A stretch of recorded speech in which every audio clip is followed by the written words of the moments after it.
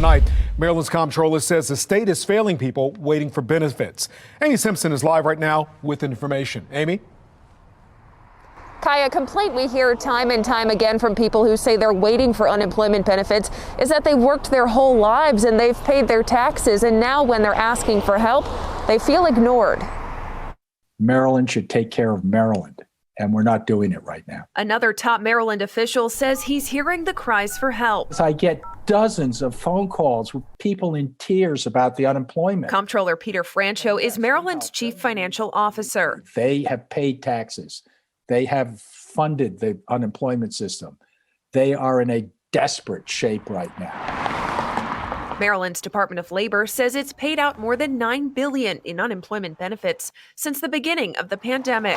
But as of January 16th, more than 45,000 claims were still pending, many requiring further investigation.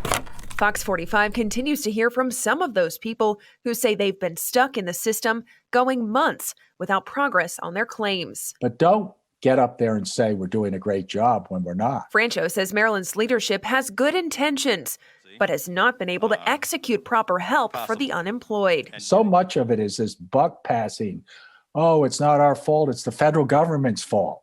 Really? 20% of your phone calls are answered. The other 80% are the federal government's fault. Franchot has already announced his candidacy for governor in 2022. Now, with repeated complaints about the state's unemployment system, the comptroller is calling on Governor Larry Hogan to take responsibility. Do something as governor to cut through the bureaucracy and the red tape.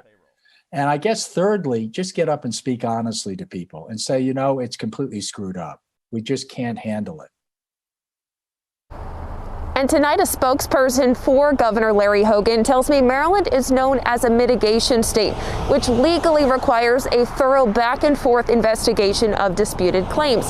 That spokesperson does point to a possible legislative fix to allow the Department of Labor to quickly clear those 45,000 unresolved claims. Tonight, we're working to get you answers with unemployment claims on the rise in Maryland. Fraudulent claims for benefits continue to be a problem for Maryland's Department of Labor.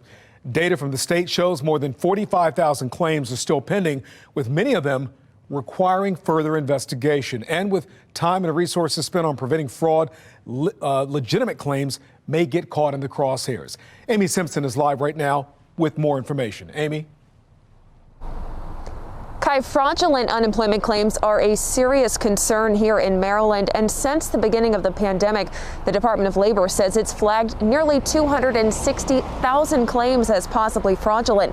And of those 260,000 that have been flagged, so far about 85% of those claims were found to actually be fraudulent.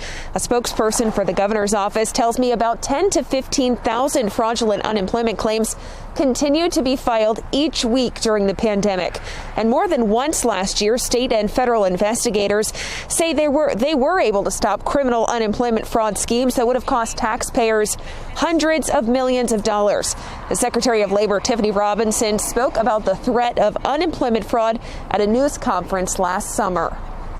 While quickly paying unemployment benefits to eligible claimants has been of the highest priority, we have also been committed to maintaining program integrity to ensure that both taxpayers and claimants are protected during these already difficult and uncertain times.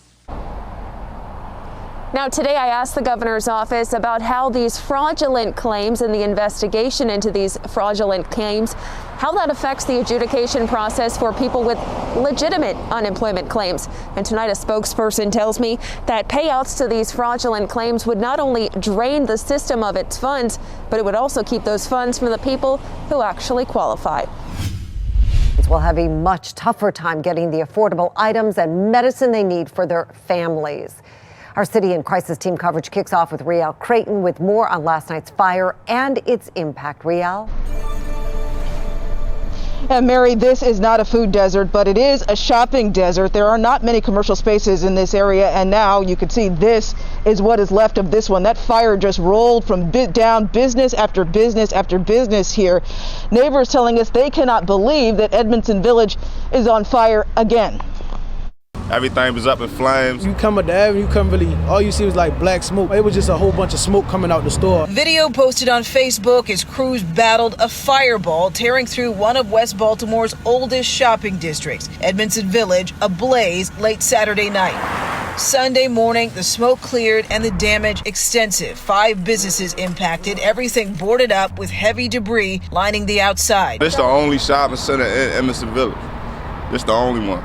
There ain't no other shopping centers. That's it. The Family Dollar and a pharmacy gutted. Fire officials say no one was injured when the strip burst into flames. It's kind of weird. Like, why would it be back-to-back fires in the same area? But shoppers point out the building's engulfed for the second time in just over a year.